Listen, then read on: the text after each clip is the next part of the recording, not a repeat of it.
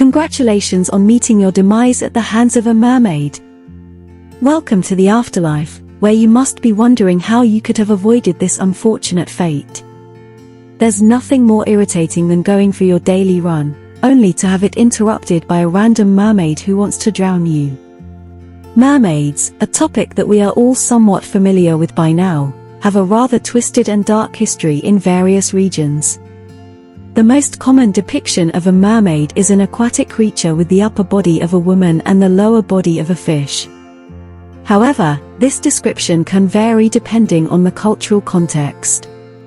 In the Western world, the influence of Greek mythology is prominent when it comes to mermaids. The sirens of Greek mythology, often confused with mermaids, are more bird-like than fish-like. These sirens appear in epic poems such as the Argonautica and the Odyssey, where they use their enchanting voices to lure sailors to a watery grave. The term a siren's call refers to being enticed into something that will end poorly, a situation many of us can relate to. In the Argonautica, the musician Orpheus drowns out the siren's song with his own music, saving the Argonauts from their deadly allure. In the Odyssey, the clever Odysseus instructs his crew to block their ears with beeswax to resist the siren's song.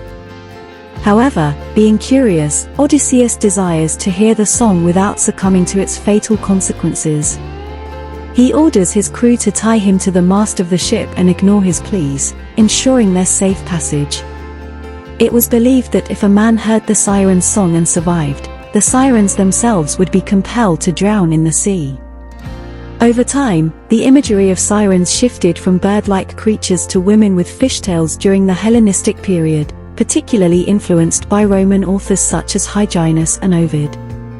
Ovid popularized the origin story of the sirens, stating that they were originally nymphs and handmaidens to the goddess Persephone. In versions where Persephone was abducted by Hades and taken to the underworld, her mother Demeter, in anger, transformed the handmaidens into sirens. The siren song, while beautiful and alluring, also carries an undertone of sorrow and death, as it constantly calls out to Persephone, hoping for her return. In Greek mythology, merman counterparts also exist. Glaucus, a fisherman, discovered a magical herb that could revive fish.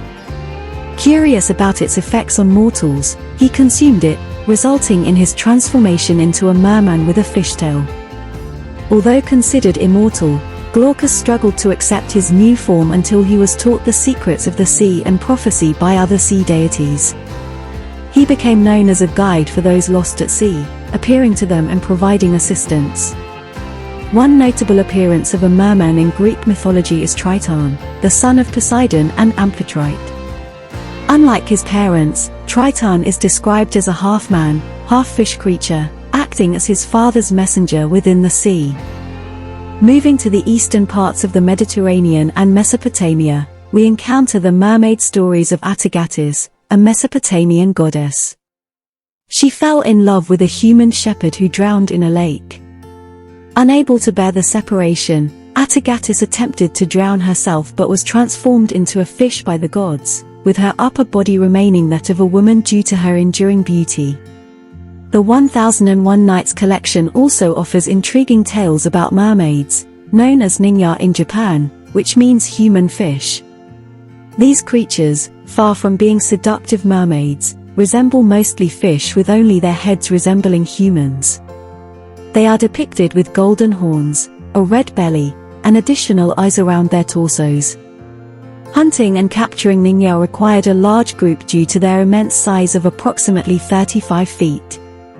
Slavic folklore introduces the rusalika, female spirits dwelling in lakes and rivers, luring young men to their deaths with their enchanting voices. These spirits are said to be the souls of young women who died by drowning, often due to an unhappy marriage or unfortunate circumstances with lovers.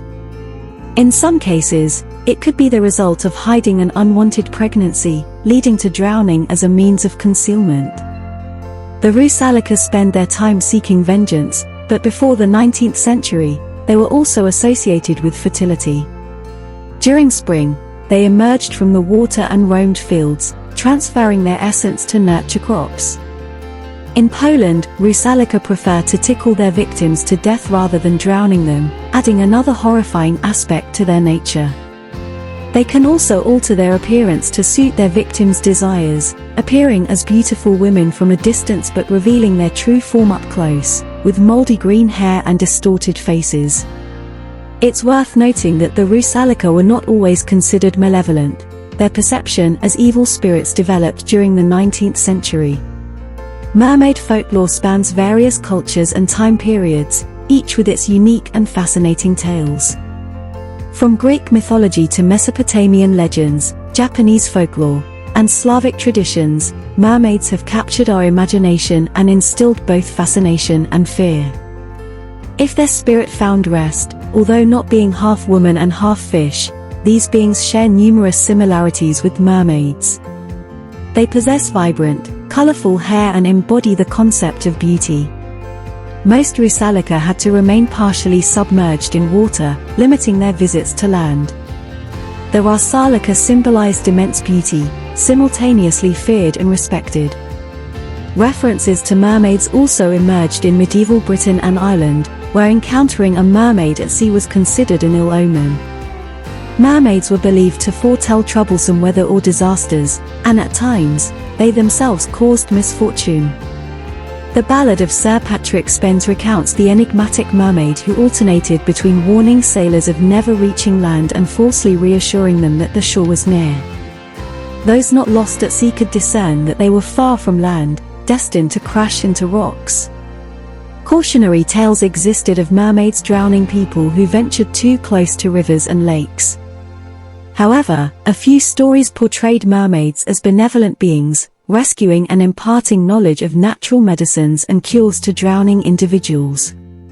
Other mermaids worth mentioning include the European Melusina, the mother of water spirits, mermaids native to Central Africa, and the Chinese shark people. Mermaid legends have persisted worldwide for thousands of years, including their prevalence in modern fiction. The enduring nature of these tales suggests a relatability and intriguing essence that incorporates an element of mystery.